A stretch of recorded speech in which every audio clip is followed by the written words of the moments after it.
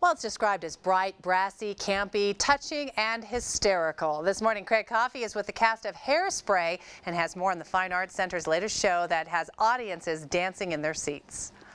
Thanks a lot. Yeah, we're back here once again at the Fine Arts Center. Hairspray, big production going on right now. Boy, playing the role. Look at this. Corny Collins here, lighting things up for us this morning. First, we'll talk to Marco right now. Your character is kind of the heartthrob that you are, right? This is 1960s heartthrob. Well, I try to be. You know, I got the tall hair going on. You know, I try and echo as much of the Elvis sort of attitude as much as possible, moving the legs, you know, just moving the hips, trying to get the gyration going. But, yeah, I play the teenage heartthrob in the Corny Collins show and fall in love with Tracy and wear the sharkskin suit, being all shiny. And, yeah, as long as the hair is nice and tall and I'm moving the hips, I think the whole heartthrob thing is working out for me. Have you had much experience, or what is your motivation for being a heartthrob? Absolutely. I think it's all Elvis, mostly. I've been watching a lot of Elvis, you know, a lot of the gyration he did at the time, and just trying to get those girls to scream is basically is the idea of playing Link. Okay.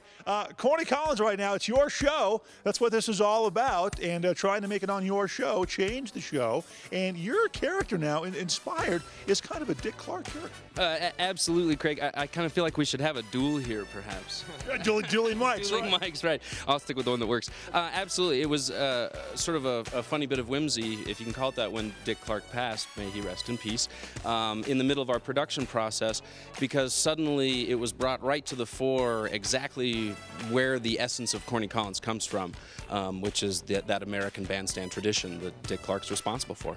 Do you think it says a lot about social pressures and how to overcome those? Absolutely. I think this show, although it is, you know, very, very cartoony and big and Broadway musical, it is still very real, and it is about the civil rights movement in the 1960s, and it is about a real moment that happened in time. And ironically enough, I think it's Dick Clark's biography now is called "The Nicest Kids in Town," which is actually the name of one of the songs in the musical. And it all ties together, and it is a real moment in history, and I think it does say a lot about the civil rights movement, absolutely. Very cool. Lots of singing, lots of dancing. The full band here in the pit. Corny Collins, take us out if you would. Absolutely. This was our new dance of the week, the Stricken Chicken. We'll be right back. Stricken Chicken. Love it. All right, more here from the Fine Arts Center. It's Hairspray coming up in just a while. Back to you guys. The Stricken Chicken. What's the Stricken Chicken? Marco?